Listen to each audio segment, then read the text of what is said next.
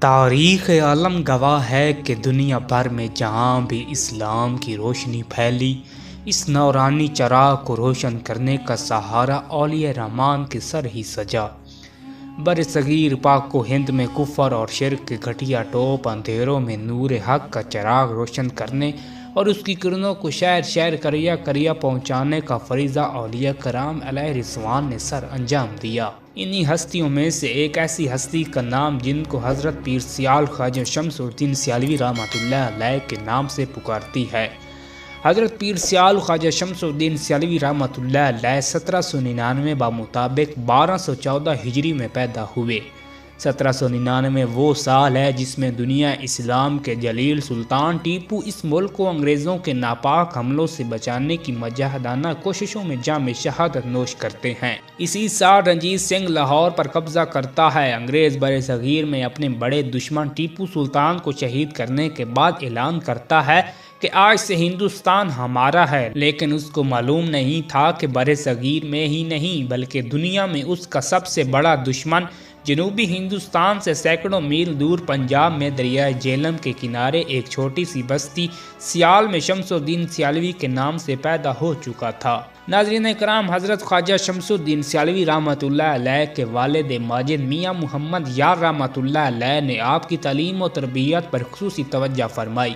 اس زمانے میں پنجاب پر سکھوں کی حکومت تھی، مسلمان بے پناہ مصائب میں مبتلا تھے۔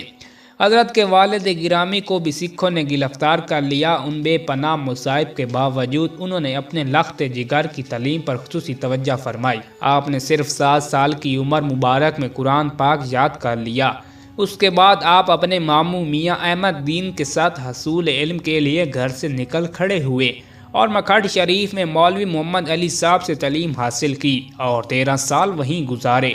6 ماہ کابل میں رہ کر علم حدیث کی سند حاصل کی۔ علم ظاہری کے بعد روحانی علم کے لیے آپ کابل سے واپس مکھڈ شریف آئے اور اپنے استاد مولانا محمد علی کے ساتھ تونسہ شریف حضرت خواجہ شاہ سلیمان تونسوی رحمۃ اللہ علیہ کے پاس حاضر ہوئے۔ سرکار تونسوی کی نگاہ کرم پڑی تو وہیں ہو کر رہ گئے۔ دونوں استاد شاگرد بیت ہو گئے۔ اس وقت تونسہ شریف علم و حکمت کا مرکز تھا۔ حضرت سیالوی غریب نواز نے یہاں سے بھی روحانی و علمی استفادہ کیا۔ انوار شمسیہ میں لکھا ہے کہ آپ کی قوم کھوکھر عرف سیال ہے۔ آپ کے آبا و اجداد میں سے ایک بزرگ کا نام سیال ہوا ہے۔ اس کی نسبت سے اس کی اولاد سیال کہلاتی ہے۔ یہ اس سیال قوم سے نہیں جو کہ ضلع جھنگ میں آباد ہیں اور اپنے آپ کو راجپوت کہلاتے ہیں۔ وہ تو نو مسلم ہیں۔ ان کا مورے سے اعلیٰ راجہ سیوا اعلیٰ حضرت فرید الدین مسعود گنج شکر رحمۃ اللہ علیہ کی خدمت میں ایمان لایا تھا۔ آپ کے بزرگوں میں سے ایک بہادر اور جری جوان جو کہ کڑانہ بار کا سردار تھا، اس کو ہندی زبان میں خونخوار کہتے تھے، جو مخفف ہو کر کھوکھر سیال کہلاتے ہیں۔ فی الاصل ان کا نام زمان شاہ یا زمان علی ہے، جبکہ عبدالعلی کا بیٹا ہے۔ عبدالعلی کو حضرت شیخ عبدالقادر جیلانی نے عرب سے ہند کی ولایت عطا کی اور ملک کے پنجاب میں قطبیات کے القاب سے اس کا نام قطب شاہ مشہور ہوا۔ آپ کے خاندان کے مورث سے اعلیٰ کا نام حضرت شیر کرم علی صاحب ہیں، جو حضرت موسیٰ پاک شہید ملتانی کے مرید تھے اور قادری سلسلہ میں بیعت تھے۔ ان کا روضہ مبارک سیال شریف کے مغرب میں دادا باغ کے نام سے مشہور ہے۔ آپ مدینہ شریف میں حاضر ہوئے اور مدینہ شریف میں مسجد نبوی میں 12 سال امامت کے فرائض سر انجام دیے۔ 22 سال کے بعد حضور نبی کریم نے خواب میں بغداد شریف جانے کا حکم دیا۔ آپ بغداد شریف غوث الاعظم کے دربار شریف پر حاضر ہوئے اور آپ کو خواب میں حضور غوث اعظم کی زیارت نصیب ہوئی اور حضور غوث اعظم نے فرمایا کہ موسیٰ پاک شہید کے پاس ملتان جاؤ۔ چنانچہ وہاں سے آپ ملتان میں حضرت موسیٰ پاک شہید کے پاس حاضر ہوئے۔ اسی طرح آپ نے سلسلہ قادریہ میں بیعت کی۔ جب آپ کی عمر 9 برس کی ہوئی تو اپنے پیر و مرشد کے فرمان سے شادی فرمائی۔ آپ نے دریائے جہلم کے کنارے ایک چھوٹی سی کوٹھڑی میں رہائش اختیار کی جو آپ کی قیام گاہ تھی۔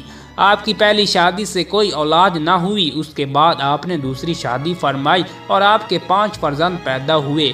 آپ کا شجرہ نسب اس طرح ہے: حضرت خواجہ محمد شمس الدین سیالوی بن محمد یار بن محمد شریف بن میاں برخوردار بن میاں تاج محمود بن میاں شیر کرم علی بن جان محمد بن سعد اللہ بن دولت بن لنگر بن صالح محمد بن غلام محمد بن عظمت بن سلطان بن علا دتا بن مقصود بن شیخ بن سارنگ بن کمال بن یعقوب بن بیت بن وریام بن سنجر بن ملائم بن گورکج بن اچھر بن عثمان بن ماہی بن جانیب بن صاحب بن چیتا بن رسالو بن ہندال بن سال بن سانڈر بن گوڑا بن سجن بن زمان بن علی معروف کھوکھر بن قطب شاہ عبدالعلی معروف اون بن حمزہ بن تیار بن قاسم بن علی بن جعفر بن حمزہ بن حسن بن عبداللہ بن عباس بن حضرت علی المرتضیٰ۔ ناظرین کرام، تاریخ مشائخ چشت کے مصنف کے مطابق خواجہ سیالوی کے اپنے مرشد سے بڑی عقیدت تھی۔ سال میں کئی بار تونسہ شریف حاضر ہوتے تھے اور فیوز باطنی سے مالا مال ہو کر واپس آتے تھے۔ آپ نے اپنے مرشد کے ہمراہ 14 مرتبہ مہار شریف کا سفر کیا۔ تونسہ شریف سے مہار شریف کا سفر 150 میل کی مسافت ہے۔ آپ اپنے مرشد کا سامان اٹھائے ہوئے باڑ محبت سرشار ہو کر خواجہ توسوی غریب نواز کی گھوڑی کے آگے آگے دوڑتے۔ ایک دفعہ خواجہ توسوی غریب نواز مہار شریف روانہ ہوئے۔ گرمی کا موسم تھا۔ حضرت پیر سیال خواجہ شمس الدین سیالوی بڑے ذوق و شوق سے وجدہ کنا اپنے مرشد کی گھوڑی کے آگے آگے دوڑے جا رہے تھے۔ آپ برہنہ پا تھے، ریشم سے نرم و نازک پاؤں کے تلوں میں کانٹے چبھتے ابلتے بنتے جا رہے اور دھوپ قیامت ڈھا رہی تھی، زمین تپ رہی تھی۔ اس کے باوجود آپ کے ذوق و شوق میں ذرا فرق نہیں آ رہا تھا۔ اچانک پیر پٹھان نے آپ کو اس حالت میں دیکھا اور کھڑے ہونے کا حکم دیا۔ اپنی پاپوش مبارک اتار کر آپ کو دی کہ اسے پہن لو تاکہ گرم ریت راہ میں بکھرے ہوئے کانٹے اور سنگریزیں نہ چبھیں۔ آپ نے اس تحفے کو بعد شکریہ قبول کیا اور چوم لیا، لیکن پاؤں میں پہننے کے بجائے اپنے سر کا تاج بنا لیا۔ کچھ وقت گزرنے کے بعد پھر خواجہ توسوی نے آپ کو حسب سابق ننگے پاؤں دیکھا اور پوچھا کہ جوتے کہاں ہیں؟ عرض کیا جو ان کا صحیح مقام تھا انہیں وہاں سجا لیا۔ آپ اپنی گھوڑی سے نیچے اترے اور اپنے جوان بخت مرید کو اپنے سینے سے لگا لیا۔ اللہ تعالیٰ ہی بہتر جانتا ہے کہ اسر و معراف کے کتنے خزانے بخش دیے۔ مشائخ چشت کے مطابق 36 سال کی عمر میں حضرت پیر پٹھان خواجہ شاہ سلمان توسوی نے آپ رحمۃ اللہ علیہ کو خلافت سے نوازا۔ حضرت پیر سیال سب سے پہلے اپنے والدین اور پھر ان 4 بزرگوں کو مرید کیا۔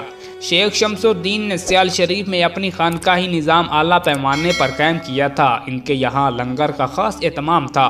تمام زائرین اور مسافروں کو کھانا لنگر خانے سے ملتا تھا۔ شہر کے مفلس اور مسکینوں کو بھی کھانا دیا جاتا تھا۔ قیام و تمام کا بہت بہتر انتظام تھا۔ چارپائی اور بستر ہر آنے والوں کے لیے مہیا کیا جاتا تھا۔ جو لوگ مستقلاً خانقاہ میں رہتے تھے ان کو کپڑا بھی دیا جاتا تھا۔ ناظرین کرام، مصنف فوز المقال کے مطابق حضرت حاجی محمد رب نواز سیالوی نے بیان فرمایا، حضور اعلیٰ توسوی غریب نواز نے درود کبریہ تجبیر شریف کی زکوٰۃ کا طریقہ بھی ارشاد فرمایا۔ چنانچہ حضرت خواجہ شمس العارفین سیالوی نے قبری قبرستان دادے والے باغ کی مغرب جانب، جہاں اب ایک چھوٹی سی خوبصورت مسجد بنی ہوئی ہے، چلہ فرمایا۔ حضرت مولانا محمد معظم دین معظم آبادی خلیفہ ماجد کو اپنے ہمراہ رکھا تاکہ نماز با جماعت کی صورت بھی بنے رہے اور دیگر ضروری امور کی بجا آوری بھی کرتے رہیں۔ با روایت حضرت مولانا معظم آبادی اختتام چلہ باعث 40 یوم بوقت چاشت بڑی خوشبو پھیل گئی، جس سے سارا ماحول معطر ہو گیا، اور تھوڑی دیر کے بعد ایک پالکی اتری جس میں بزرگ نورانی ہستیاں اتری، جن کی حضرت خواجہ سیالوی نے قدم بوسی کی۔ پھر ایک صاحب نے آپ کی داستار بندی فرمائی اور دعائے خیر سے نوازا۔ حضرت خواجہ شمس العارفین سیالوی نے پھر ان حضرات کی قدم بوسی کی اور وہ جملہ پر نور ہستیاں آنکھوں سے اوجھل ہو گئیں۔ استفسار پر حضرت خواجہ سیالوی نے اس شرط پر مولانا صاحب کو بتایا کہ ان کی زہری حیات میں زہر نہ کریں، اور فرمایا کہ ان مقدس ہستیوں میں سے ایک تو سرور کائنات آقا دو جہاں کی ذات و برکات تھی، اور باقی حضرات خلفائے راشدین کی ذات قدسیہ تھی۔ حضرت مولانا معظم آبادی حضرت خواجہ شمس العارفین سیالوی کے وصال کے بعد یہ سارا واقعہ بیان کیا، جس کے وہ خود عینی شاہد تھے۔ اب اس جگہ پر ایک چھوٹی سی خوبصورت پختہ مسجد تعمیر کر دی گئی ہے۔ لوگ وہاں جا کر نفل پڑھتے ہیں، قرآن مجید اور دیگر اوراد بالخصوص درود کبریہ تجمیر کی تلاوت کر کے مستذکرہ پاک ہستیوں کی خدمت میں ایصال ثواب کر کے اپنی دینی اور دنیائی حاجتوں کے لیے دعا مانگتے ہیں۔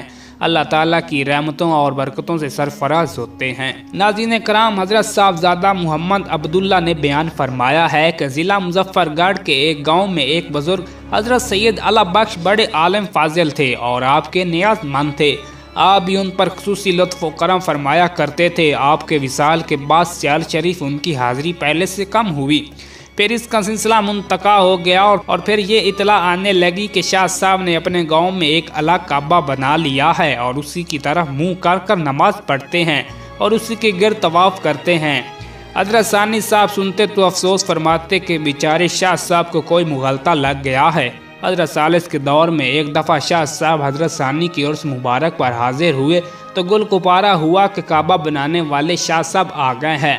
تو حضرت عبداللہ صاحب بھی ان کو دیکھنے کے لیے گئے تو اس سے واقعہ کے بارے میں پوچھا اور شدید اصرار پر اس نے بتایا کہ میرے حضرت اعلیٰ کا وصال کے بعد میں نے وظائف وغیرہ پابندی سے ادا کرتا رہا جو میرے شیخ نے بتائے تھے۔ پھر غیب سے مجھے آوازیں آنے لگی، اے اللہ بخش، تو میرا محبوب ہے اور تو اب ایک نیا کعبہ بنا اور سنت خلیل کو زندہ کر۔ چنانچہ میں نے ایک کوٹھا بنا کر اس کے گرد طواف کرنا شروع کر دیا۔ پھر آوازوں کا نیا سلسلہ شروع ہوا کہ تم نے سنت خلیل تو ادا کر دی، اب سنت اسماعیل ادا کرو اور ذبیح اللہ کے مقام پر فیض ہو جاؤ۔ پہلے تو میں نے سوچا کہ یہ خودکشی ہے جو حرام ہے، لیکن بعد میں جھرکیوں اور سازشوں کے خلاف سے میں بے بس ہو گیا اور پھر اپنا گلا کاٹنے پر آمادہ ہو گیا۔ ایک روز تیز اسرا لے کر اپنی گردن پر چلا دیا تو فوراً حضرت پیر سیال خواجہ شمس الدین سیالوی ظاہر ہوئے اور فرمایا، خبردار، یہ رحمانی آواز نہیں شیطانی آواز ہے، اور پھر آنکھوں سے اوجھل ہو گئے۔ اس طرح میرے مرشد کامل کی دستگیری سے دوزخ کا ایندھن بننے سے بچ گیا۔ شاہ صاحب نے گردن پر اس طرح کا زخم دکھایا جو اب تک پوری طرح ختم نہیں ہوا تھا اور اس زخم کی گہرائی 2.5 انچ تھی۔ ناظرین کرام، اسی طرح ضلع جنگ شاہ جیونا ایک مشہور قصبہ ہے جہاں حضرت محبوب عالم جو شاہ جیونا کے نام سے مشہور ہیں ان کا مزار شریف ہے۔ آپ سلسلہ چشتیہ صابریہ کے بزرگ تھے۔ آپ کی اولاد میں سے ایک مشہور ہستی سید محمد غوث شاہ صاحب گزرے ہیں۔ آپ کی کوئی اولاد نہ تھی، آپ علاقہ کے رئیس اعظم تھے، 700 مربع زمین کے مالک تھے اور حضرت پیر سیال کی شہرت سن کر آستان عالیہ پر حاضر ہوئے اور اپنی داستان غم سنائی۔ حضرت پیر سیال نے کہا، شاہ جی غم نہ کرو، اللہ تعالیٰ آپ کو 2 بچے دے گا، ایک کا نام صالح اور دوسرے کا نام راجہ شاہ رکھنا۔ اس مسردہ جان فضا کو سن کر شاہ صاحب نے حضرت کے دست پر بیعت کی۔ اللہ تعالیٰ نے مرد کامل کی زبان سے نکلی ہوئی بات پوری فرمائی اور پیرانہ سالی میں 2 لڑکے عطا فرمائے جن کو صالح شاہ اور راجہ شاہ کے ناموں سے موسوم کیا گیا۔ دوسرے سعادات کو جب پتہ چلا کہ سید غوث شاہ صاحب نے ایک جٹ کی بیعت کر لی تو ملامت کیا کہ تم اتنے رئیس اعظم اور ایک ولی کی اولاد ہو کر ایک جٹ کا مرید قطعاً آپ کی شان کے خلاف ہے۔ انہوں نے ان کو یہ کہہ کر خاموش کر دیا کہ میں نے جٹ کے کھیت کو سبز دیکھا تبھی ایسا کیا۔ ناظرین کرام، 1 جنوری 1883 مطابق 24 صفر 1350 ہجری کو خواجہ شمس العارفین سیالوی رحمۃ اللہ علیہ کی وفات ہوئی۔ مرات العاشقین میں آپ کے وصال مبارک کا حال بڑی تفصیل سے درج ہے۔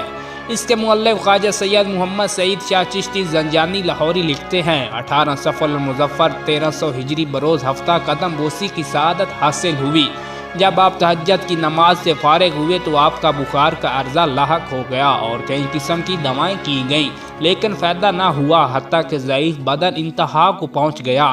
صاحبزادہ محمد دین سیالوی 21 صفر بروز منگل کو تونسہ شریف سے واپس آئے اور حضرت خواجہ شمس الدین سیالوی رحمۃ اللہ علیہ کی مزاج پرسی کی۔ آپ نے حسب مقدمہ گفتگو کی اور تونسویں صاحبزادگان اور درویشان کے حالات دریافت کیے۔ خواجہ شمس العارفین سیالوی نے اپنے وصال سے 39 دن قبل پہلے ہی اپنی وفات کی خبر دے دی تھی۔ 15 محرم الحرام 1300 ہجری بروز سوموار بوقت چاشت آپ نے صاحبزادہ محمد دین صاحب کو اپنے پاس بلا کر وصیت فرمائی اور دوسرے لوگوں کو حجرے سے رخصت کیا۔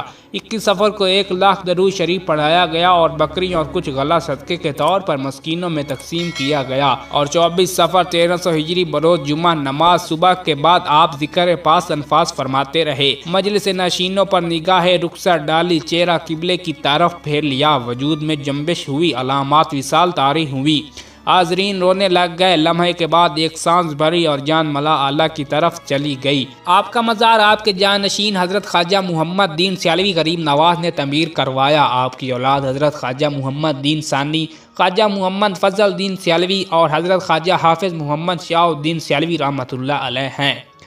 حضرت شیخ الاسلام خواجہ قمر الدین سیالوی رحمۃ اللہ علیہ فرماتے ہیں کہ ایک مرتبہ خواجہ شمس العارفین سیالوی سخت بیمار ہو گئے اور ہر ایک کو یقین ہو گیا کہ اب زندگی محال ہے۔ کسی نے تونسہ شریف حاضر ہو کر عرض کی، غریب نواز سیوال والے مولوی صاحب سخت بیمار ہیں، ان کی آخری وقت ہے، دعا فرمائیں۔ اتفاقاً اسی وقت کسی نے آپ کے سامنے چینہ پیش کیا تھا جو آپ کے پاس پڑا تھا۔ آپ نے اسے چینے سے دونوں ہاتھوں کی ہتھیلیاں ملا کر علیحدہ رکھ دیا، پھر دوبارہ اور تیسری بار بک بھر کر فرمایا، اتنے تو اس نے غوث اور کتب بنانے ہیں اور تو کہتا ہے کہ آخری وقت ہے۔ ناظرین کرام، حضرت پیر سیال کے خلفاء کی تعداد کا تعین نہیں کیا جا سکتا، ان کی تعداد بے شمار ہے، تاہم طریق مشائخ چشت کے مطابق مرجع ذیل بزرگ قابل ذکر ہیں۔ خواجہ محمد دین صاحبزادہ فضل دین صاحبزادہ شاہ الدین، پیر غلام حیدر علی شاہ جلال پور، پیر سید مہر علی شاہ گوڑہ شریف، مولوی فضل دین ساکن چاچر تحصیل شاہپور، مولوی معظم دین ساکن مرولہ تحصیل بھیرا، مولوی محمد امین ساکن چکوڑی ضلع گجرات، شیخ عبدالجلیل سیوال سرگودا، خواجہ سید محمد سعید شاہ زنجانی لاہوری، حضرت قاضی احمد دین کر سالوی ضلع چکوال، حضرت علامہ مولانا امام الدین گجراتی ساکن کلکتہ، حضرت خواجہ جن وڈا شاہ گیلانی ورچہ شریف خوشاب، حضرت مولانا جمال الدین گھوٹوی ملتان، حضرت مولانا ولی احمد ساکن میرا شریف ضلع منسیرہ، حضرت مرزا نواب بیگ دہلوی، چودھری محمد بخش سمرا ساکن لیا، ملا خوشنور صاحب ساکن کابل، حضرت علامہ مولانا محمد امین ٹوچکی ضلع اٹک، حضرت خواجہ فضل شاہ ہتاروی ضلع ایبٹ آباد۔ فاقہ دل کے لیے نور ہے، عبادت کی ابتدا استغفار اور انتہا تسلیم رضا ہے۔ اگر تم دونوں جہاں کی فلاح چاہتے ہو تو درود شریف پڑھا کرو۔ درویش کو علم حاصل کرنا چاہیے کیونکہ اس کے بغیر تکمیل سلوک ناممکن ہے۔ تاثیر زبان کی ہوتی ہے نہ کہ کاغذ کی، تعویذ تو فقط بسم اللہ ہی کافی ہے، جس کے لیے چاہو لکھو۔ انشاءاللہ نہ پہلے کوئی سوالی اس جگہ سے خالی گیا اور نہ آئندہ کوئی شخص اس مقام سے خالی جائے گا۔